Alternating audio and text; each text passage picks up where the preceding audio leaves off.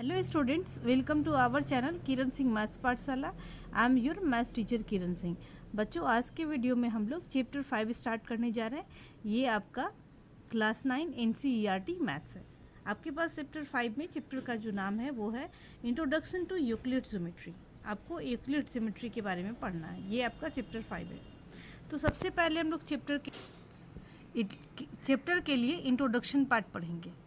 तो हमारे पास सबसे पहला जो चैप्टर 5 में आपके पास जो टॉपिक्स आते हैं वो सबसे पहले आपके पास एग्जाम्स है। तो एग्जाम्स क्या होता है आपको सबसे पहले ये जानना चाहिए। ये एक स्टेटमेंट होता है, ये एक mathematical statement which is applicable every part of mathematics. ये स्टेटमेंट है जो मैथमेटिक्स के हर एक पार्ट पे एप्लीकेबल होता है। इट मीन्स इसका यूज हम लोग ट्रिगोनोमेट्री में भी करेंगे, ज्योमेट्री में भी करेंगे, अलजेब्रा में भी करेंगे, हर एक जगह पे करेंगे। ये हमारा एग्जाम्स होता है। क्लास 9 में आपको टोटल 7 हमारे पास एग्जाम्स है जिसको आपको पढ़ना है। एग्जाम में डायरेक्ट ये भी आता है कि सेकंड नंबर हमारे पास एग्जाम्स क्या है, थर्ड नंबर एग्जाम क्या है, आपको नंबरिंग के साथ याद रखना है। तो आपके पास जो फर्स्ट नंबर एग्जाम्स है वो है things which are equal to the same thing are equal to one another.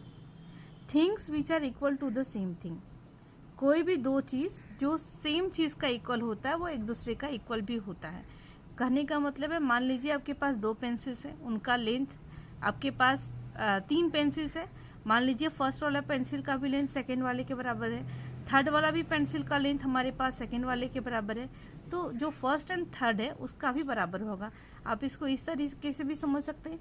मान लीजिए आप लोग 3 दोस्त हैं, 1 2 3, या फर्स्ट सेकेंड थर्ड 3 दोस्त हैं।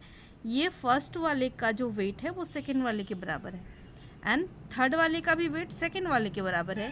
तो ऑटोमेटिकली फर्स्ट वाले एंड थर्ड वाले का भी वेट तो बराबर ही होगा। अगर ये 40 kg है, ये भी 40, ये भी 40, तो तीनों, अगर ये 40 इसके बराबर है, ये 40 इसके बराबर, तो ये दोनों भी तो आपस में बराबर है। आपका फर्स्ट नंबर एग्जाम्स यही बोल रहा है, things which are equal to the same thing. यानी ये हमारे पास ये 2 के बराबर है, 1 2 के बराबर है एंड थर्ड वाला भी 2 के बराबर है, तो 1 एंड 3 भी हमारा बराबर होगा। सेकेंड नंबर आपके पास एग्जाम्स आ जाता है, if equals are added to equals then wholes are equal.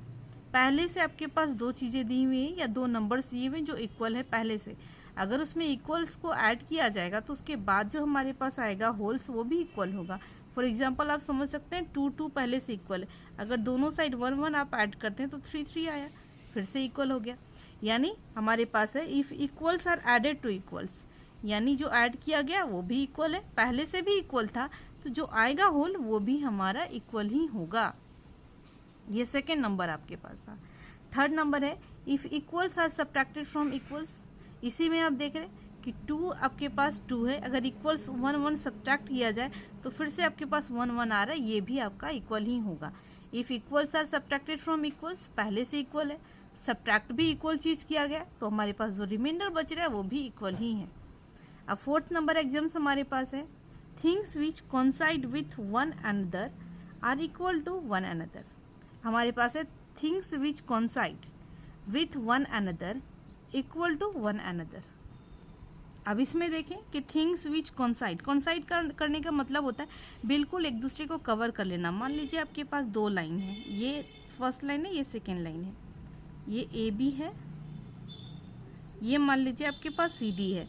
Things which coincide with, अगर हम ए बी को सी डी के ऊपर रख दे तो जो सी है वो ए पॉइंट को रिप्रेजेंट कर रहा है एंड डी बी पॉइंट को रिप्रेजेंट कर रहा है, यानी दोनों का लेंथ बराबर है, तो वो क्या होगा are equal to one another. क्योंकि ये यहाँ पर देख रहे कॉन्साइड कर जाएगा, मतलब A and C same point को रिप्रेजेंट करेगा, बी एंड डी भी सेम पॉइंट को रिप्रेजेंट करेगा, तो A B and C D का लेंथ आपका बराबर हो जाएगा। तो देयरफॉर क्या हो जाएगा A B equal to C D, क्योंकि दोनों कॉन्साइड कर रहा है। कॉन्साइड करने का मतलब होता है सेम पॉइंट को रिप्रेजेंट करना।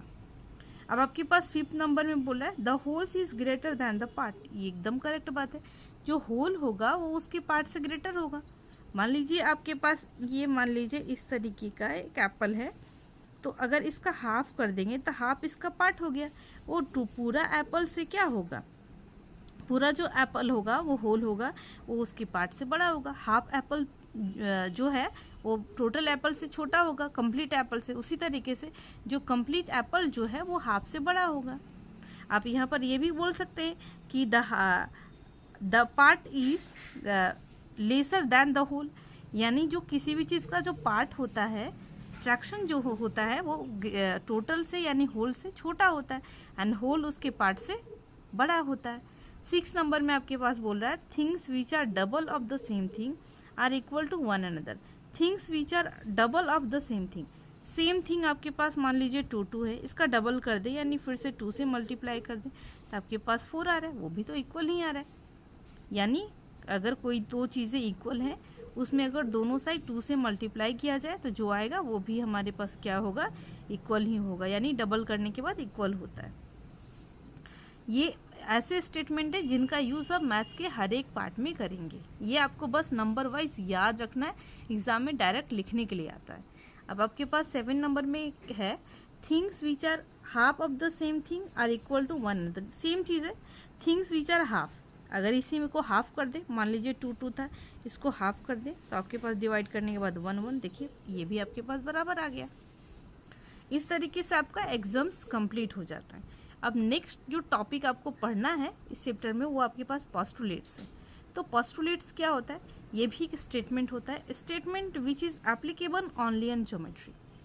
आपको एग्जाम्स में बताया गया था कि इस तरीके का स्टेटमेंट होता है जो मैथ्स के हर एक पार्ट में जिसका यूज होता है, लेकिन पोस्टुलेट्स में ऐसा नहीं है, ये सिर्फ मैथ्स में ज्योमेट्री में यूज होता है। इसलिए इसका डेफिनेशन होगा statement which is applicable only on geometry.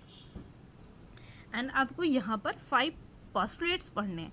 तो फर्स्ट नंबर जो पोस्टुलेट है वो बोल रहा है a straight line may be drawn from any one point two any another point.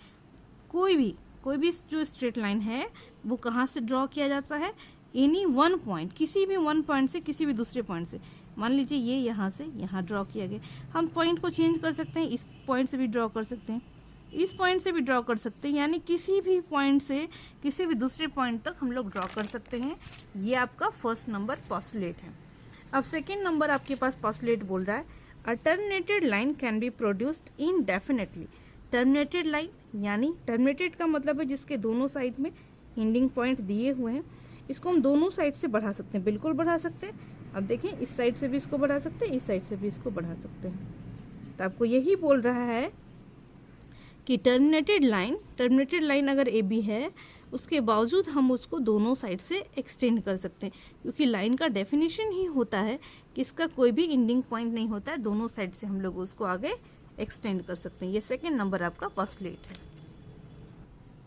Third number में आपके पास है a circle can be drawn with any centre and any radius. जो सर्कल है वो किसी भी सेंटर से या किसी भी रेडियस से ड्रॉ कर सकते हैं। मान लीजिए एक सर्कल हम ड्रॉ करें जिसका सेंटर यहाँ पर है एंड इसका रेडियस 1 सेंटीमीटर या 2 सेंटीमीटर, आप इस तरीके से सर्कल ड्रॉ कर सकते हैं। दूसरा सर्कल आप ड्रॉ कर सकते हैं जिसका सेंटर यहाँ पे है और रेडियस हमारे पास 2 सेंटीमीटर हो गया। तो यही बोल रहा है कोई भी सर्कल का रेडियस कुछ भी हो सकता है एंड सेंटर भी कुछ भी कहीं पर भी हो सकता है। ये आपका थर्ड नंबर पोस्टुलेट है। फोर्थ नंबर में बोल रहा है all right angles are equal to one another, यानी सारे राइट एंगल्स इक्वल होते हैं। मान लीजिए ये फर्स्ट राइट एंगल है, अगर इसमें परपेंडिकुलर बेस को हम बड़ा भी कर दें लेकिन यहाँ पर भी राइट एंगल ही बनेगा, यानी ये दोनों का मेजरमेंट ये भी 90 होगा, ये भी 90 होगा। इट मीन्स कि सारे राइट एंगल्स हमारे इक्वल होते हैं। हमारे पास पोस्टुलेट नंबर 5 है, इसमें बोल रहा है if a straight line falling on 2 straight lines makes the interior angles on the same side of it taken together less than 2 right angles, then the 2 straight lines if produced indefinitely meet on that side on which the sum of the angle is less than 2 right angles। आप इसके statement को समझने की कोशिश करें। सबसे पहले बोल रहा है if a straight line falling on 2 straight lines. हम लोग देख रहे हैं एक स्ट्रेट लाइन है जो एक स्ट्रेट लाइन 2 स्ट्रेट लाइन पे फॉल कर रहा है। ये मान लीजिए आपके पास एक पहला स्ट्रेट लाइन है, ये इस तरीके का पहला स्ट्रेट लाइन है, इसका नाम आप दे दें ए बी, एंड ये दूसरा स्ट्रेट लाइन है, इसका नाम हम लोग देते हैं सी डी, ये सी डी है। तो अगर इसके ऊपर एक और स्ट्रेट लाइन हम लोग, अगर इस पर एक स्ट्रेट लाइन फॉल करता है, मान लीजिए इस तरीके का स्ट्रेट लाइन फॉल किया, ये पी है, ये क्यू है, तो क्या होगा अगर इसको ये इंटीरियर एंगल्स जो हमारे पास हैं इस दोनों साइड में आप देखें, ये 1 2 3 4, आपको पता है ये 180 डिग्री होगा, ये भी 180 डिग्री होगा, ये स्ट्रेट लाइन स्ट्रेट एंगल है। तो यहाँ पर बोल रहा है कि जिस साइड दो एंगल्स इंटीरियर एंगल्स का सम 180 डिग्री से लेस होगा, ये आप देख रहे हैं, ये आपका 90 डिग्री नहीं होगा, ये भी नहीं होगा, एंड ये 90 डिग्री से बड़ा होगा, ये भी 90 डिग्री से बड़ा होगा।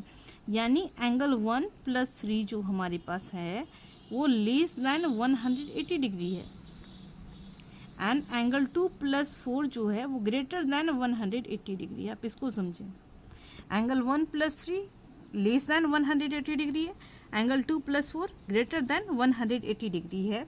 तो इसमें बोल रहा है, देखिए यहाँ पर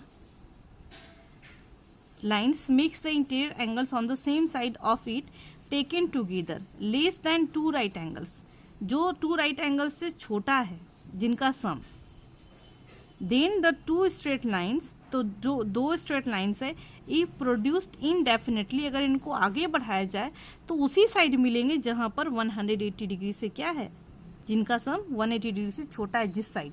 क्यों ऐसा होगा, आप देखें इनके बीच की दूरी इतनी है, अगर हम लोग आगे बढ़ाएंगे तो इनके बीच की दूरी बढ़ती जाएगी, बट इस साइड में झुका हुआ है, तो अगर आप आगे बढ़ाएंगे तो कहीं ना कहीं जा करके मिल जाएगा। इसका स्टेटमेंट यही है। तो आप अपने लैंग्वेज में बोल सकते हैं, if a straight line falling on 2 straight line and 2 interior angles taken 2 at a time, अगर 2 को साथ में लिया जाए, and their sum is less than 180 degree, and if you will extend the straight lines it will meet that side where the sum of interior angles is less than 180 degree. ये उसी side मिलेगा जिस side interior angles का सम 180 degree से छोटा है, जिस side 180 degree से बड़ा है उस साइड वो कभी मीट नहीं करेगा। ये पोस्टुलेट नंबर 5 है, ये बहुत ही इंपॉर्टेंट है, आपको ये समझ में, ये आपको ध्यान में रखना चाहिए, ये लिखने के लिए भी बहुत बार आता है। अब आपके पास लास्ट पॉइंट जो है वो थ्योरम है। थ्योरम मैं बस ऐसे ही बता रही हूँ, थ्योरम क्या होता है, ये भी एक स्टेटमेंट होता है जिसमें प्रूफ की आवश्यकता होती है, उसमें हम लोग प्रूफ को एस्टैब्लिश करते हैं। तो हम लोग अगर थ्योरम का डेफिनेशन आएगा तो क्या बोलेंगे, a theorem is a statement which require proof. एक स्टेटमेंट होता है विच रिक्वायर्स अ प्रूफ, जिसमें प्रूफ की आवश्यकता होती है। इस तरीके से आपका एक चैप्टर 5 के लिए इंट्रोडक्शन पार्ट कंप्लीट हो गया। नेक्स्ट वीडियो में हम लोग इसके एक्सरसाइज के क्वेश्चंस को भी सॉल्व करेंगे। Thanks for watching me.